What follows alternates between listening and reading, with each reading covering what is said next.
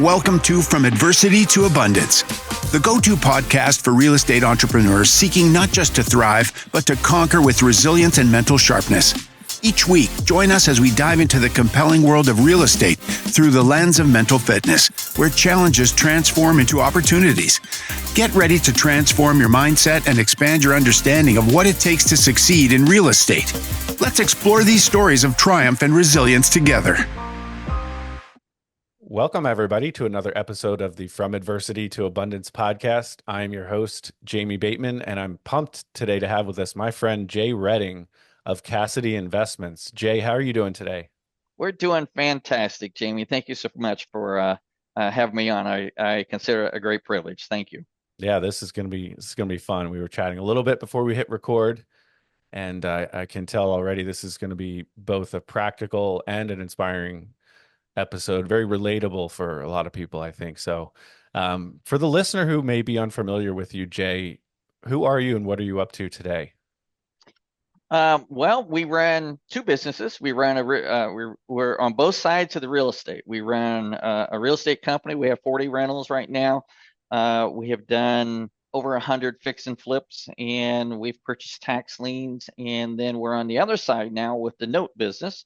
We buy notes, we create notes, mortgage notes, buy on the secondary market, and then we typically either partial or hypothecate, which is a fancy word for just pledging the loan as collateral with our capital partners is what we do. Nice. So, and for we're those in who, go ahead. I was just gonna say, for those who may not know, Jay and I are part of a monthly broadcast with Justin Bogart and Chris Seveny called the Be the Bank broadcast. So check that out on YouTube and other channels. But how does what you do, before we jump back into your backstory, Jay? Sure. What does a week look like for you, and what is kind of some of the abundance that you've been able to reach through this mortgage note investing and real estate investing? Sure. For many of you may or may not know, I also have my son-in-law on board with me, Kyle Cassidy. We are in the process at this moment in time, essentially developing out legacy wealth is what we're doing. We've created a vision. We have a business vision. We have a personal vision. And it kind of goes back, Jamie, to, Alice in Wonderland talking with the Cheshire Cat. If you don't know where you're going, any old direction is just perfectly fine. All right. So you need, one takeaway out of this is that you may not have it all formalized, but you have a vision. And the vision that my wife and I have created for ourselves is that we've created businesses to be able to have the abundance, to have the financial capability to go and take a vacation once a quarter, all right, which we do. And sometimes it's not a big vacation. Sometimes it's a small vacation, it's whatever. We're financially free. We have basically no debt other than what's the debt in the company. All right. So we've achieved that. Debt. Yeah, we have no personal debt. All right. And actually, we don't have very much business debt either. So that makes it nice too. Nice. Okay. Well, yeah. But the week basically, people ask me, when am I going to retire? And the question becomes, I love what I do. I work as hard as hard as I want, when I want. Yeah. All right. And then I take breaks and then I come back. I'm passionate about what I do. Right. But it's created the vision. I mean, I take Fridays off. All right. Yeah. I used to do, some of the work on the rentals and everything. I'm pretty much at a point where I don't do that anymore. Everyone kids me, are you going to mow a yard? Because I used to always be the yard mower. I don't do the yard mowing other than my own personal yard, but don't do that. Yeah.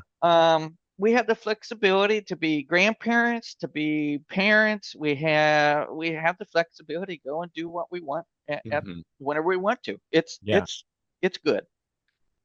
Awesome. Now, I know there have been several instances where you and I have emailed and you'll say, well, I'm out of the office Thursday and Friday, or something. I'm not saying you don't work hard. That's not what I'm saying, because I know you have worked very hard over the years, and I know you still work hard when I'm in the office. Yeah. When I'm there, I work hard. I work hard and play hard. There you go. But you have a lot of flexibility and control of how hard you work, like you said, and when you work, which is, I think, what everyone wants to get to. And I'm with you. It's like, I don't plan to retire. Why would I think having work is a good thing, and Hmm. it helps you Purpose. with purpose and, yeah, Yeah. Yeah. contribution to family and other, others around you. So I love it. There's no reason to try to, I'm not a huge fan of the fire movement to retire early, because what are you retiring to? Two. You That's know. right. But anyway, we've rambled on enough here, Jay. I think we've painted the picture as to where you've been able to, the kind of abundance, financial abundance and lifestyle abundance, if you want to put it that way, Hmm. that you've been able to reach, which is awesome. But for the listener out there who may say, "Must be nice," that must be nice. That sounds great for you, Jay. Well, Um, overnight success. yeah, overnight Yeah. success. Let's Took jump 30 back in, years to because get here. apparently, coaching track is the key to financial abundance, right? I Yeah, think that's. no, not at all. Now let's jump back. Let's jump back, and I know you coached track, let's. How did you start with that? How did How that? did I get into How all did you that? get into Yeah. all that? Okay. Well, my background, just so both my wife and I grew up on small farms out in the middle of the Midwest. Okay. I grew up on a hog and dairy farm, and my wife grew up on a dairy farm. Okay. We Got it. still have those farms in the family today. Okay. But obviously, we're not running the operations Hmm. like that. Um, so we're down to earth, simple kids. All right. We're Hmm. just simple kids from the Midwest. Um, I was successful in running cross country and track in high school. I ran in college. All right. I had the opportunity to go to grad school at Indiana University and get my master's there in coaching, and was a grad assistant with the track and field program at that moment in time. Okay. Had some great experiences while I was there. I was in charge of timing and everything for um, first World Indoor Championships, 1984 Olympic trials. All right, Nice. some fantastic experiences. Okay, Sure. so and then I went out, and once I got master's, I kind of resurrected a program at Findlay College. Now it's a University of Findlay in Findlay, Ohio. And then from there, I went to Kent State University. I was assistant track and field coach at Kent State. Okay. Was fortunate to have some All-Americans while I coached there, so that was a great experience. But the one thing that was just really becoming difficult at that point in time was that we were putting 80 to 100-hour weeks in. Hmm. Okay, and at that time, I was the highest paid assistant coach Hmm. in the Mid American Conference, a Division I program, and Hmm. we were struggling to make it. How much were you And making? 22 grand a year was my salary. Yeah. So, and the reason and thank you for sharing, Yeah. because similarly, I had success in lacrosse in college, and um, that's why the listeners tuning in to hear me brag about how great I was at lacrosse. But like you, it's like, okay, I was really good at this, and oh, maybe I'll stay in this for a while. And Yeah. you coached a little longer than I did, but I coached a couple years, high school and college, and I coached Division III. I was the assistant at Goucher College for 1 year, and Mhm. amazingly, we somehow went 13-3. I'm not sure how we did that, but point is, I Great was coaching. I was actually very highly paid. Listen to this one, and this is later than your 22,000. I was actually very highly paid, one of the highest paid in D3, I believe, for an assistant, $8,500 for the Yeah. year. I wasn't Yeah. putting in 100 hours per week. I'll tell you that, but it Yeah. was essentially a full-time job, getting paid $8,500. And you know that for that job, you're going to need to move around the country quite a bit, Yeah. Yeah. make peanuts living out of a duffel bag, essentially. And so not only is it difficult on family life for the relocation reasons, but you're also not making much money. No. So I can relate, and I think a lot of coaches out there can Can relate to that. certainly relate. Yeah. Yeah. Particularly if they were not in the, football, basketball area. All Right, right. exactly. These ancillary Yeah. sports. Sure. Okay, so sounds like you really enjoyed coaching. You were good I at it. did. I Um, I loved working with the kids. It was a mhm. great experience. Love working with the kids in that respect. And what kind of really changed everything is we had our daughter. All right, Mm. and I just didn't want to. I didn't want to be gone. Yeah. all that time. Okay. And I wanted to be there to see her race. You know, this is a little bit of my father that's in me. He basically, he said, if you found the time, you're going to love this. If you find the time to have them, you find the time to raise them. Okay. So Nice. so that was obviously instilled in me. Okay. Dad, it takes a lot longer to raise them than to make Yeah, yeah, it sure does, doesn't it? But I wanted to be a dad. Okay, Sure. is the bottom line. I wanted to be around. And so I stepped out of faith. That's the first, you talk about, starting a business, stepping out in faith. At that time, I was on a 10-month contract. And to be fair to the university and to the program and everything, I basically told them that, I was going to be leaving, and that contract ended in June, I believe is what it was. I may be off a month, it may be July. Anyhow, I was on a 10-month contract. So therefore, we ended up in June and had no income. Okay.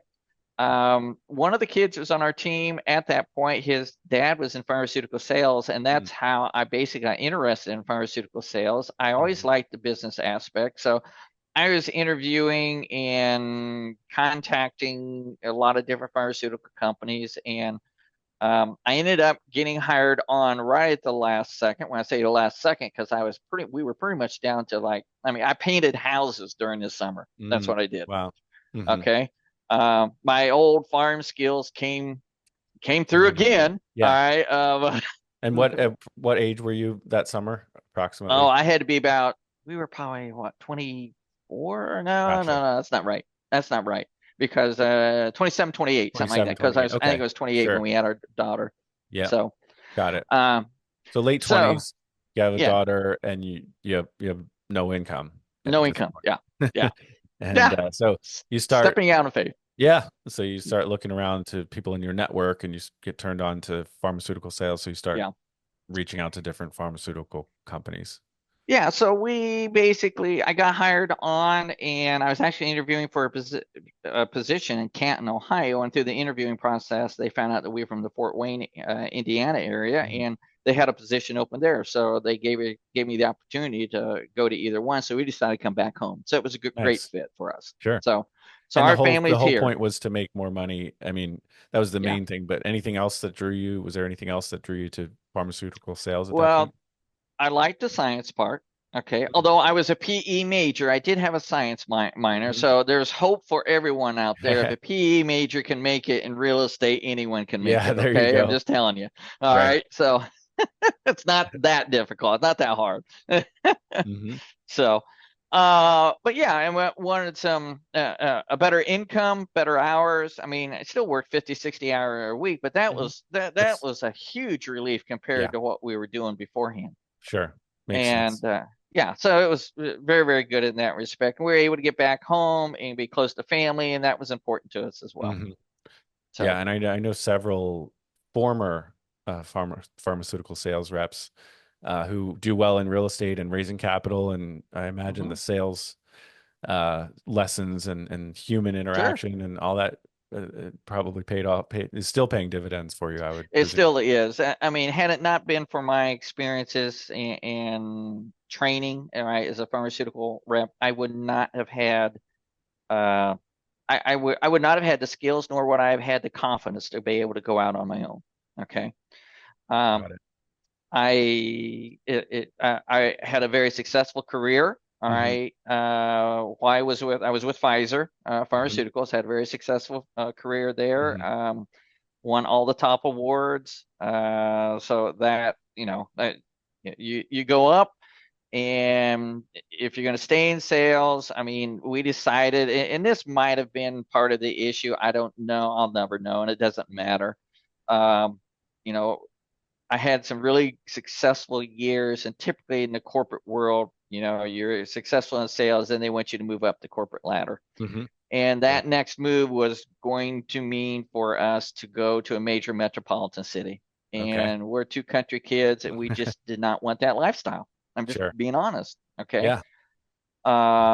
So I did not move up the ladder. That probably hurt me somewhat. I don't know. You turned down an opportunity that was presented. Yeah, I did. Okay.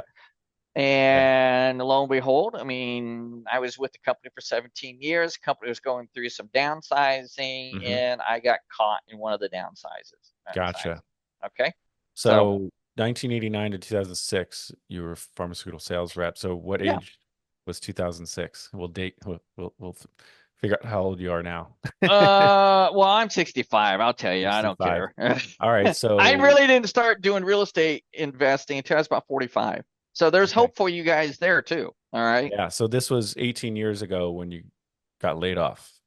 Yeah, I did my first real estate deal in 2004. I was Okay. still employed with Pfizer. All right, Sure. I did my first deal in 2004, and my thought was is that when I got hired on, I was like I could retire at 55.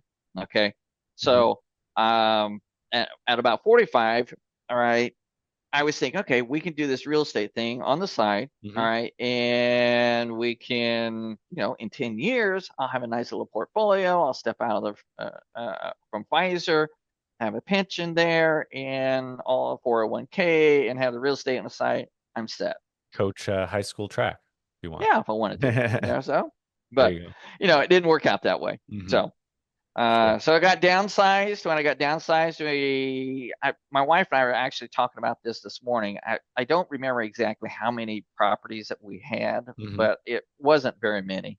Maybe 5 or 6, maybe 8 at the most. These are rental properties, right? These are rental properties. And just for the listeners who may not be familiar with, what the numbers look like, maybe the real estate investor, because 8 properties in Manhattan is very different than 8 properties in Fort Wayne. in Indiana, in the Midwest. Yeah. So, and this was, what is a typical, just for the context, what would a typical rental look like at that time for you? At that time, we were probably purchasing in that $30,000 to $40,000 range. That's the price of the property, not how much you put down. And well, we would at that time we were putting 15-20% down. We could get bank loans, but obviously when I got downsized, I didn't have I don't have a job, so I'm not bankable. Right. So right, which is a problem, which I think we're going to return which is a problem to grow. But say you had 6 to 8 rentals, and how much would each one? How much were you making approximately from the rentals? We were netting roughly $200 a month per rental after all expenses. Yeah. And that wasn't enough to live. No, that wasn't enough to live on. I'm just kidding, but yeah, just painting a picture for the listener, like what that really looked like for you and your wife and your daughter and your family at that time. So we basically went here, Jamie. We basically went from making a 6-figure income, 120, 130 range, okay, in that ballpark at that period in time. And my wife was a elementary school teacher, going from both of us down to just living on her income, which was about 40,000, 40 to 45,000. Yeah, and thank you for sharing. And you're saying just your income was approximately 120, 110, 120 in that so really ballpark. 160, 170 with the rentals and all of your income down to 40 or maybe 45 with the rentals. Yeah, that's a huge adjustment. Yeah. So what's going through your mind at that point? I mean, you've done a few real estate deals, you've got some rentals, but all of a sudden your income essentially dries up. The first thing was that, okay, I initially was trying to, I was interviewing for some other positions, pharmaceutical positions and everything. And it's like, I went through a couple of the interviews and it's like, okay, this is, I mean, no offense, but this was a dog and pony show. That's what it basically was. And it's like, this is not where my heart's at. And to this day, I can still remember sitting down with my wife and say, all right, we need to talk. Okay. And she said, my heart's not in the pharmaceuticals. I'm just doing it for the money. You said that? Oh, I said that. Yeah. Okay. Yeah. And she said, what do you, she looks at me and she says, what do you want to do? Right. Sounds good, but. Yeah. Okay, honey, what now? What's your plan there, buddy? Yeah. I want to, basically I want to pursue the real estate stuff. And, okay, so we basically looked, okay, how can we do this? Fortunately, I will say, we had lived within our means. All right. We had paid down debt. We had no debt personal debt at that That's a point. We had the house paid off, huge cars piece. paid off. We had money. My daughter was a senior in high school that year, and she had already committed going to the school that she wanted to go to. Mm-hmm. And her concern was, am I still being able to go to college? And yes, we Mm-hmm. had money set aside for that. I think So, that's a critical piece that's yeah, very easy for the listener to overlook, is that you lived frugally and responsibly all those right. years. You didn't just Yes. bank on a 10% raise every year and infinite income somehow in the future. Yeah. You had your personal finances, that game was tight, if you will. Yeah. Yeah. We had our house in order, is what we Yeah, basically that's a did. good way to That we say it. did. Yeah, we Sure. did. Which gives you a lot less stress when something, Well, very stressful comes well, along. that's very true. You would be utterly amazed at how cheaply you can live when you have no debt. Yeah. Yeah, absolutely. Okay, So, so and this, just doing quick math, I think you were 46, 47 years old at yeah, this time when you were yeah, applying for these jobs in the pharmaceutical industry, but you're not really into it. Your heart's not there yeah. anymore. No, And no, it's not. so how did your wife respond when you said, I want to do this real estate thing full time? I have a fantastic wife. She has supported me in everything that we have pursued wherever I've gone. She knew that when we got married that I was looking to go into coaching, and she understood that we would be probably moving around some, and she was just thankful to be put where we're at.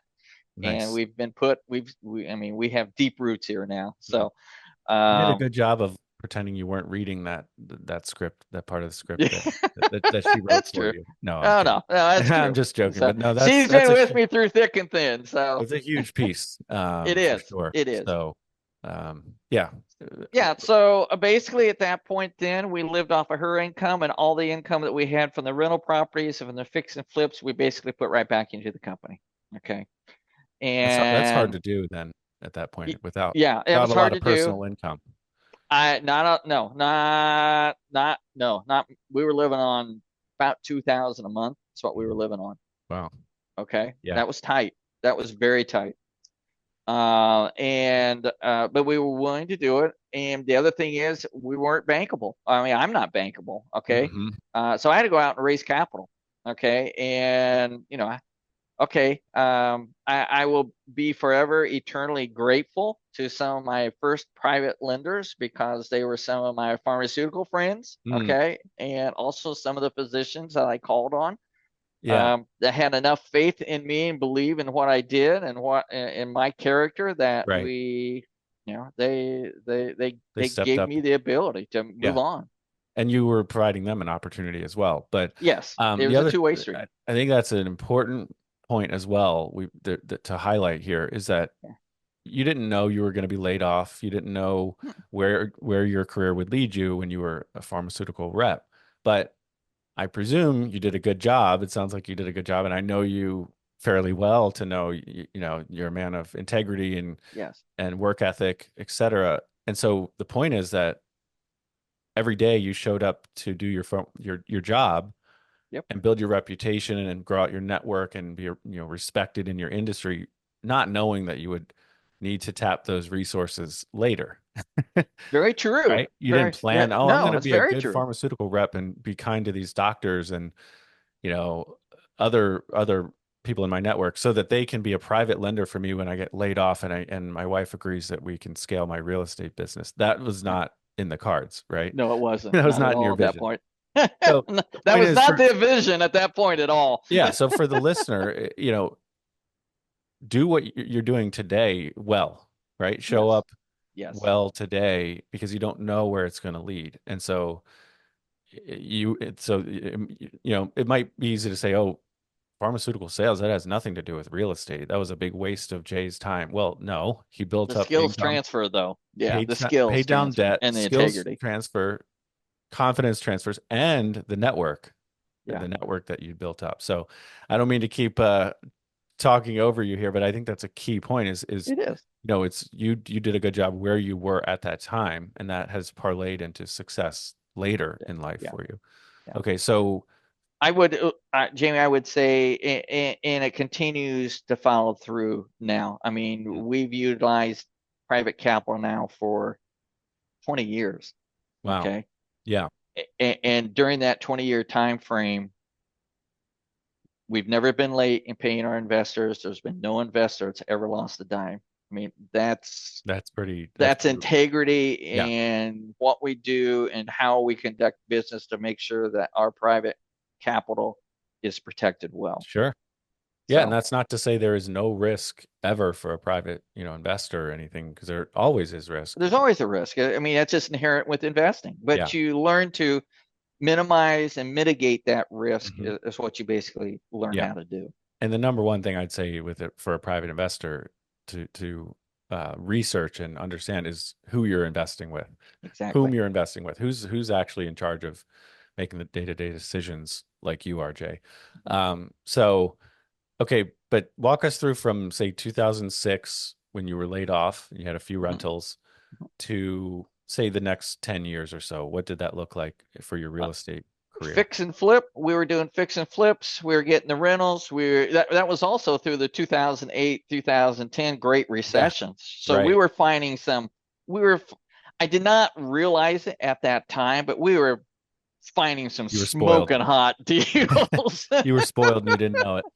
Exactly. I didn't know what I didn't know, but what I did know is that, okay, I've got to do the flips. I got to get the chunks of cash. I got to turn that money, put it into the rentals to get monthly cash flow. That was Sure. the bottom. That was the business model. Okay. Yeah. Mm-hmm. And everyone talks about, like, right now, everyone gets all bent out of shape if a fix and flip is sitting for 60 days. Right. From 2008 to through 2010, in that ballpark, we flipped the whole time during that recession. Our average time from the time that we purchased, rehabbed, and resold was 8 months. That was an average. We never went over 12. Well, I'll take that back. We went over 12 on one deal. Okay.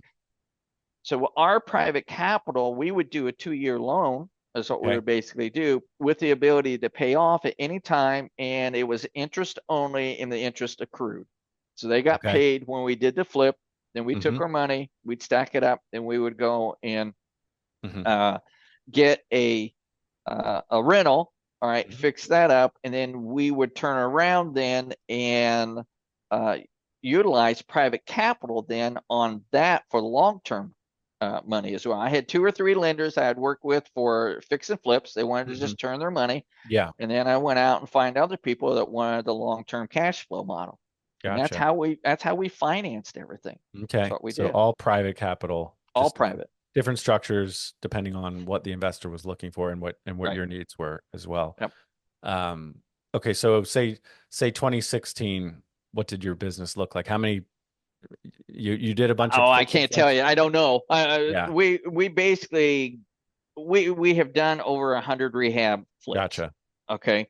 Yeah. In that time frame. I mean, we had 2, 3, 4 going at a time. I mean, we were busting. That's what we were doing. And I have my own crew that was running in and out all the time. And we were cranking on it. That's what we were doing. But you were holding some for rentals. It sounds like you were growing your rental portfolio. Yes. So approximately, so you said you have about 40 rentals now? We have 40 right now. Yeah. Gotcha. 40. All right. So in the last 18 we're probably averaging 4, I'll say, as a ballpark. I'd have to go back and look at the records, but I would say roughly adding 4 a year, probably. Gotcha. Okay. So 3 to 4 into the rentals in that year. Maybe not quite. Maybe only a couple for a couple years in there, depending on what the spreads were and stuff like that on the flips. Sure. So in 2014, your son-in-law Kyle came on board, and he's now the manager of Cassidy Investment Group. What were the family dynamics? How did you, decide to go down that path? Well, actually, in 2014, we still only had J&J Real Estate Services, which was just a real estate side. Yeah. Okay. We didn't really start doing notes until we started in 2019, and this was his ambition. Okay. But Kyle came on board. I was at a point where we were getting to the rentals. I couldn't do it all myself. I couldn't manage it all. I needed to hire someone. Okay. And my daughter had just finished up her master's, and their determination in their relationship was that, all right, when they got married, they went to where she got her master's, and then once they were done with her master's, they would go wherever he would find a job. Okay. Mm-hmm. He was having a difficult time. He was like second on a number of different opportunities, so he was having a difficult time getting a corporate job somewhere. Okay. And to his credit, he did whatever he needed to do to put food on the table while she was going through school. I mean, he got, he got some bumps. I mean, he got some real life experiences there. Okay. So I was in a situation where, okay, I need to have some help. Sure. I reached out to them. I said, I'm going to hire someone. Okay. We would love for it to be, all right, you guys, if you want to, but if it's not what you want, it is perfectly fine. But I'm giving you first opportunity if you would like to come and be part of this, because you're probably going to inherit it all anyway down the road, because I have one child. Right. Right. So, gotcha. Yeah. So he decided to come on board. No experience in real estate, really no experience whatsoever as far as real estate per se. And he was a history major and a business minor. Okay. But what he did have experience with, he worked for an employment agency when my daughter was going through grad school. Okay. So he got interpersonal relationships, and he's very good in that respect. And he basically came on board and then he has the technology. He loves technology and the background like that. So he runs all the back offices on both companies now. That's what he does. Nice. And so it fit very well with me. And then we started talking about, what's the vision? How's this transfer going to take place somewhere down the road? And we got talking and everything. And he doesn't want to manage rentals for the rest of his life. I don't know why, but I understand that. That's weird. Because so just kidding. So we really had some good heart-to-heart discussions, and it's like, what do you have an ambition in? What interests you? Okay. Sure. And he uncovered the notes. How did he find note investing, mortgage note investing? I think he was just kind of brainstorming one day and ran across something, and we had sold a couple, a couple things on a contract. Okay. Sure. All right. So short-term contract. And he kind of liked that, so he wouldn't have to be in the day of the management. Day-to-day management. Tenants, toilets, and trash, or whatever. Yeah, exactly. And dealing with the residents and all that type of stuff. Sure. So, although he's good dealing with people, so more patient than I probably am, but that's all right. But anyhow, we started doing the research or notes and everything. We started, all right, so I know nothing about it. Let's who's doing this? All right, who's doing this? Who's got the experience? I don't want to go to someone that's just brand new, all right, quote unquote, the guru. Who's been doing this for 20 years? Who's got who's gone through the real estate cycles and know what it's like going through up and down and doing the research? Right. Not too many people, to be honest. No. Right. Okay. That's true. All right. So we came across Eddie Speed. Okay. We decided to go that route. We're also, Fred and Tracy Rui very well. We're part of their group as well. So and that's where we did our training. That's what it basically is. Okay. Yeah. And one of the things about note investing, or I know you're seller financing, creating notes, or buying notes. I just love that it's all part of the same residential real estate play, that at least how what we're talking about now. Neither you or I are really in the commercial space per se, but it's all part of the same game, so it's just the other side of the coin. Exactly. So now you just have more tools that you can go to. You really do. You really do. I feel like I'm a complete investor now. I could go on both sides of the coin, which, however the market shifts. Right. Okay. Gives you options. So we can go either way. As one of the things I've interviewed Dave Van Horn a couple of times on this podcast and the prior one with Chris 70, but his thing was always, just tell me what the rules are and I'll figure out a way to win. Like it doesn't matter to me. It's not like this is my strategy and all the conditions must a line for me to profit. No, it's like I've got a bunch of tools through the decades of experience that he has in particular. You know, that's another person who's weathered many ups and downs Yes, of it's market whether it's cycles. mini cycles. Yeah, because the market shifts. It Yeah. does. So you learn along the way, and then you're almost agnostic to what the market does Yeah. next year, next decade, because okay, well, I got tools for that too. Exactly. So I mean, I am quite confident whatever direction the market goes that we can make money in it. It just you yeah, just use a different tool. That's all. You just go a different direction. I love it. I have some typical questions that I ask, and Sure. but I also before we get to that, I just love you filled out a pre-interview form for me, which is fantastic. I'm just going to read through some of these, and it as I'm done when I'm done, if you want to follow up on one or two of them, that's fine. Yeah. There's so Sure. many gold nuggets here. Um, just things that you have highlighted here for us. The importance of persistence, discipline, staying focused forward, and we can follow up on that. Maybe Sure. willingness to sacrifice today for a better future tomorrow. Getting out of your comfort zone, defeating fear by taking massive action. I know this is a lot here, but we're running out of time, so I just want to knock these out. Sure. Quit worrying about what others think. They don't pay your bills. I love that. Yeah. Know your why, and then goal setting, timelines, etc. Investing in yourself and your skill sets, determining your niche, not getting caught in shiny object syndrome. That's a big one for a lot of entrepreneurs. Mm-hmm. Surround yourself with people better than you, how the importance of your attitude, giving freely and investing in others and expecting nothing in return, helping others succeed, being willing to take calculated risks, keeping an attitude of gratitude, being willing to do whatever it takes as long as it's legal, moral, and ethical, and being willing to humble yourself. Man, that's about 10 podcast episodes right there. But is there anything I just said that those were all your topics and your anything that you want to highlight there, Jay? Here's what I would say.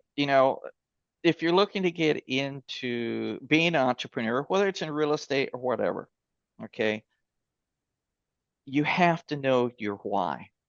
When you're and it's scary. Believe me, when I made that step from when I was coaching going out, I was scared to death. Mm-hmm. Okay. When I got downsized from Pfizer, the question, can I do this? Mm-hmm. Okay. All right. You question yourself. But Sure. here's the bottom line. This is what pushed me forward every day. Mm-hmm. When your why becomes greater, all right, then the fear, you will move forward. You got to That is good. know in your gut. Maybe you don't know what you want exactly down the road, but you know absolutely what you don't want. Hmm. And that will push you forward as well. If you're not zeroed in on that, Mm-hmm. you're not going to move forward. I'm going to tell you that. Fear will grip you. Is what it will do. One thing I'm pulling from that is, mindset is critical and your vision is critical and your why is critical. However, you're tying it into taking action as well. Because Exactly. it's not going to happen just because you threw it out there to the universe and you didn't do anything about it. But if you tie in, and I started to listen to Joe Dispenza, but that's an 11th podcast episode. But he talks about tying in your mind and your heart. And so point being, you found a way to both be kind of visionary as well as practical and taking the next step. Yeah, I mean, look at where do you want to go? Maybe you don't have it crystallized yet, and that comes in time as you're moving down the road, okay? But go as far as you can see, okay? What do I Love what that. what skills do I have right now? What resources do I have? Mm-hmm. Okay, when I left Pfizer, okay, I'm not bankable. Okay, so I've got to have money. I got to have money to do deals. So I've got to figure out a way how to go and approach people. And I was nervous talking with people about it at first. Sure. But I knew what I wanted. And I took massive action at that time to get it done. And when you're going 100 miles an hour and taking massive action, you don't have time to think about fear. Mm. Fear fear is secondary. You're focused in the moment and getting the job done and moving forward. It becomes out and about. When you get set down and you start thinking things, that's when that fear kind of jumps in. Yeah. Okay. So sure. move but you forward, were clear on massive action. but you were clear on your why and your path forward before I that. did. Yeah. So and I created a plan. I created a plan. That doesn't mean it was rock solid, but I had a plan to start out with. I wasn't doing willy-nilly. I knew the strategy I was going to use. And it's like, okay, what do we got to do to get there? Yeah. That's fantastic. So, all right, you ready for some rapid fire questions? Sure. Fire away. What is one thing that people misunderstand about you, Jay? My intensity. Your intensity. Okay. How so? I can get really intense, really focused. And my poor wife, she says, when you get really intense, you have this bug eye look. And it's like my eyes are popping out of my head. The coach comes back out. The coach comes out. That's right. That is my passion, though. I've learned over the years to temper that. All right. Once in a while it gets out of hand, but I've learned to temper that but that is my passion coming through. Okay. And that's my passion to helping people to move forward, to help them to grow, for us moving. That's what that is. Love it.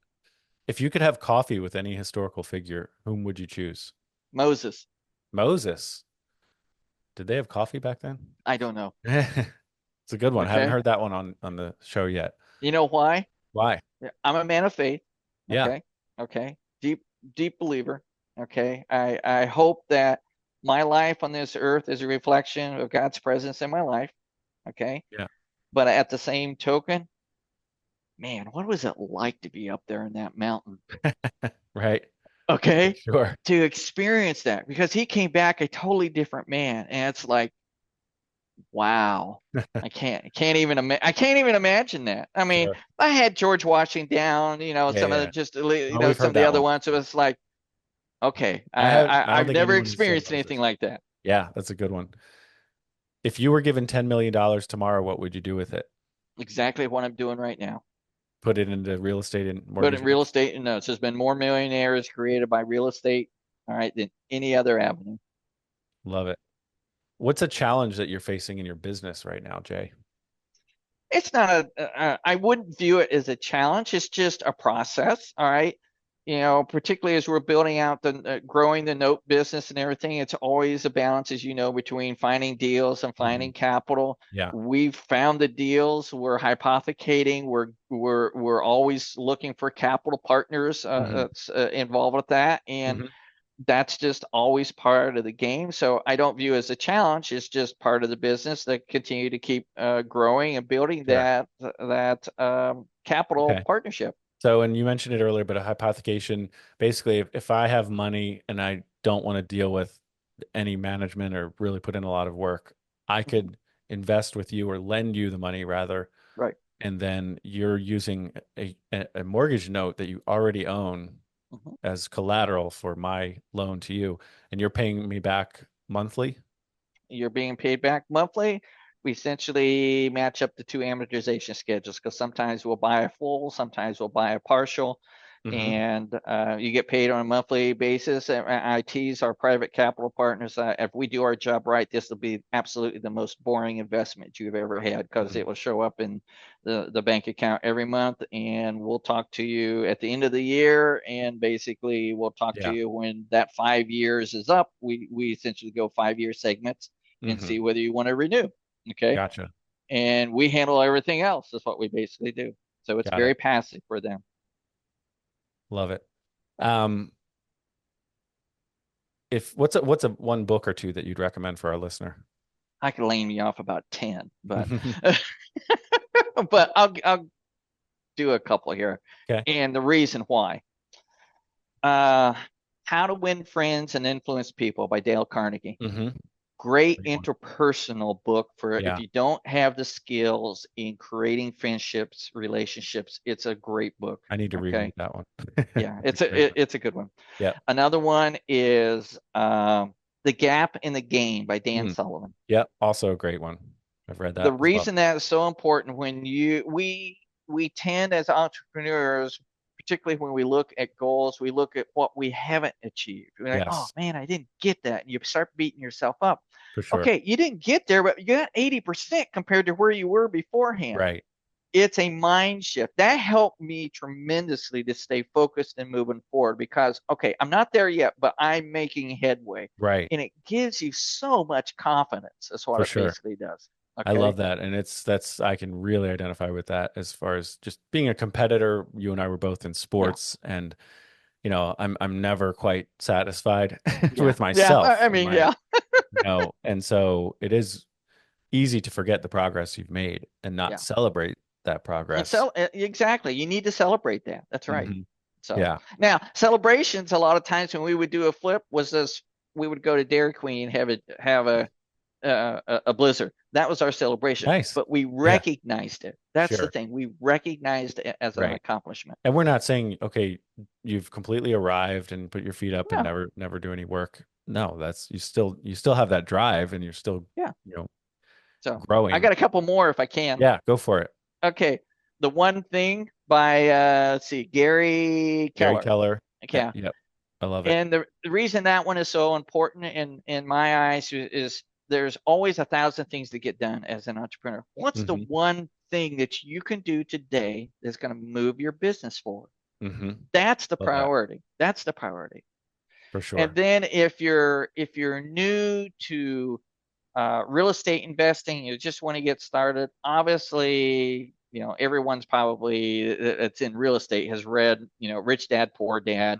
Yeah. But that by Robert Kiyosaki. But the more important book to me was that the cash flow quadrant. I agree 100%. I really liked it more than Rich Dad I do Poor too. Dad. I mean, they're both good, but they're both good. But the first one gets us excited about what could be. The second one shows you how. Yeah, it really goes into a little more detail about investor, employee, business owner, and self-employed. I think if I have those four. Yeah, exactly. Correct, and it's like, oh crap, I'm in this quadrant. Yeah, this is not where I want to be. Right. And up until that, I didn't know the difference. Sure. I honestly did not know. Yeah. And it's like, oh, that just opened up all kinds of possibilities at that point. Absolutely.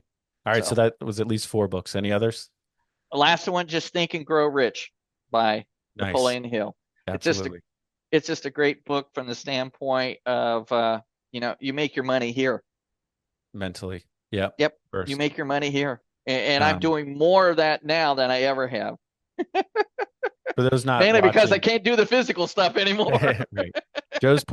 Jay is pointing to the hair on his head. No. Yeah. So it's a mental kind of shiny now. But and we've talked about a lot of the ups and downs you've had and the mental fitness the hacks and kind of the mindset you've used to approach that adversity and get to abundance. So I'm skipping a couple of questions here. But what do you think is the biggest psychological barrier that real estate entrepreneurs face today? I think there's 2. Okay. Shiny object syndrome. Yeah.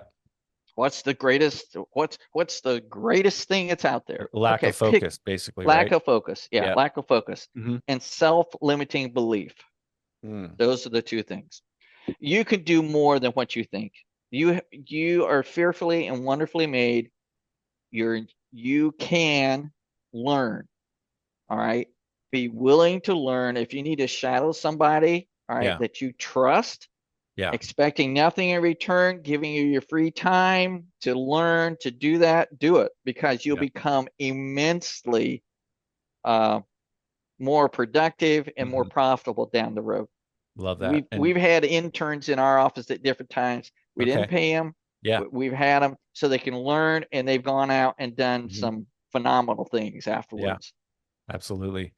And I know you do put out a lot of free content, webinars and things like that. So I definitely recommend the listener follow you and watch is it a monthly webinar you guys do? We have quite a bit. We have a lot of free stuff on our website at CassidyInvestments.com concerning no investing, but we do a monthly Zoom call, really for people who wanting to learn more about notes. It's Sure. just it's Note Talks with Kyle and Jay is what it Yeah. is. And we're Okay. just basically sharing what we're doing, what we're working on, those types Yeah. of things, answer questions. If you got a deal that you're looking at, you want a second opinion, we're happy Yeah. to do that type of Love thing. that. I mean, there are a lot of people like you and me in the space willing to give. We Mhm. also do have a paid mentorship program. If you want to get serious, you can reach out to me for our one-on-one mentorship program. But Jay and I both put out a lot of free content Mhm. because we want to help people. And you got to be careful who you take advice from in this space, because it's great that there's a low barrier to entry into real estate and mortgage notes, but it's also bad that there's a low barrier to entry No, well, because yeah, it can be a it can't double-edged sword. Yeah. yeah, exactly, it's a double-edged sword, like you said. So gotta be careful who you listen to, and Jay is definitely someone you all should listen to. um what's one piece of advice you'd give someone who feels overwhelmed by the complexity of real estate investing? Pick a niche. Just pick one spot that you want to focus in on. Get really proficient on that. Okay. I don't, when I started out, I didn't have all the tools that I have now. I mean, I have all kinds of different arrows in my quiver, okay, Yeah. that I can pull out depending upon the deal. I can be creative because of the experiences that I've had, the training that I've had. Hmm. Get the best training for what you can afford at this moment in time, Love that. okay? All So right. don't start As out you with fixing. progress, you'll be Yeah, go able ahead. to you will be able to afford better training. And again, surround yourself with the best people that you can find for where you're at this moment, and look to upgrade. You'll eventually outgrow those people. So you have to upgrade. Mhm.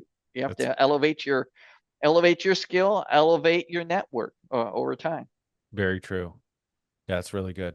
Yeah, don't start out doing everything that Jay does now, like, or has Oh, done. heavens no. Fix and flips, rentals, creating notes, buying notes. Don't start out Yeah. doing all of the above. Pick something that makes sense with the current market conditions and Mhm. your skill set and your confidence, and focus on that for at first. I love that. Looking forward, Jay, what are some emerging, or at least one emerging challenge in real estate that entrepreneurs should be preparing for now? Um, I don't know that Get interest out your rates are going to crystal be ball. changed. Yeah, I really don't think that interest rates are going to change that much right now. I mean, Uh-huh. historically, we're in a normal market right now. I mean, 7% interest rates are very normal if you Hmm. track over the last 50 years. Okay, Depending on your age, right? we got all Just kidding. drunk. Yeah, Yeah. we got drunk on free money. That's what we Right, right. basically did. So true. Yeah. So adjust your business. All right. Another thing is, if you're doing fix and flips, make absolutely sure you're all in at purchase and rehab at 70% of the ARV value. Okay. Yeah. You're not going to hang around if you violate that rule very often. I'm going to tell you that you're going to crash and burn. Hmm. Okay. Yeah. The market per se, I don't know. I'll adjust to It's a however it tough one. goes. Who can predict that? Yeah, no, it's a good answer. It's an impossible question to Yeah. truly answer. But like we said before, because you've spent time getting good at all these different facets of real estate, you're prepared to handle what comes Yeah. next Yeah. with regard to market conditions. Um, Jay, is there anything else you'd like to highlight before we hop off? Anything that you and Kyle are up to in the next couple months or anything? Yeah, if you guys want to learn more about what we do, we'd encourage you to subscribe to our newsletter. All right, we do that once a quarter. I'm not trying to do something every month. All right, I no. A lot. Okay, is the answer. Yeah. But we send out a quarterly newsletter that gives you an update on some of the stuff that we're doing. It's a great way for you to start learning about our businesses, who we are, what we do, and it comes out 4 times a year. And you just go to our website at Cassidy, Cassidy investments.com, and you can sign up for the newsletter. For signing up, we will give you a copy of our introductory book to note investing called Be the Bank, an Nice. introduction to note investing. Okay. There you go. Love All it. right. And then if you really want to start digging in, you can also sign up for our monthly Zoom call that we have with Note Talks with Colin J. But that's really Perfect. for people who are wanting to learn more and be more active in the business. But if Sure. you're just wanting to follow and learn us, the newsletter's fine. Yeah, and I think things like that are a good way too. If you're not even sure whether you really want to be an active note investor and buy whole notes, or if you want to just place your capital with someone like Jay, because watching a few of your webinars, reading your newsletter, I think is a good idea to kind of get your feet wet and understand, actually, there's some work to this if I'm going to really start buying notes and managing notes and dealing with foreclosures and bankruptcy and things like that. So a lot of people end up, dabbling a little bit and then saying, you know what, Jay, you take my money and just send me back money each month. Well, you know what? We have found that our avatar that kind of attracts to us are really the people who want consistency and predictability. All right. Mm-hmm. That's what they're looking for. They don't want to I always make the analogy of the turtle and the rabbit from childhood stories. Yeah. All right. The market is the market. It's the rabbit, Try chasing a rabbit in a straight line. Doesn't happen. Okay. We're the turtle. Okay. We're turtle money. So love it. Consistency and predictability, and it's not flashy, it's not exciting, it's boring. Okay, but it makes you money. Okay, so we like that. Yeah, and it is kind of cool to talk about it at parties, because most people don't know what note investing is. They don't know what note investing is. How do you do that? You can do that? Is that legal? Yeah, it's legal. You can do it. Absolutely. Awesome, Jay. Jay Redding, CassidyInvestments.com. This has been great. Just so many practical and inspiring tips you've given. Leaving coaching, the kind of two, I guess, I don't know if we should say, we'll say inflection points. I was going to say pinnacle moments, but maybe they were more low points. But leaving coaching and then getting laid off from your pharmaceutical job, and how you rebounded through both of those transition periods has just been phenomenal. And just reading that list of advice you gave, I think I'm going to need to re-listen to that. Well, I literally just was writing those off, and the thoughts were coming. Once in a while that really works. Okay, it comes pretty good. That was one of those good days. There you go. I don't know what coffee you had that day, but I'd like to join you and Moses. Okay. Jamie, thank you so much for having me on. I consider it a privilege. I love working with you. You're a man of integrity. And it's always nice to working with counterparties that are people of integrity and to follow through. So thank you so much. Yeah, no, this has been great. I appreciate the kind words. And to the listener, thank you for spending your most valuable resource with us. And that is your attention and time, two most valuable resources. But we appreciate your time. And check out our podcast website, adversity2abundance.com. It's the number 2, adversity2abundance.com. And we do love 5-star ratings and reviews. We'd also love it if you'd share this episode with a friend. Thanks, everyone. Take care.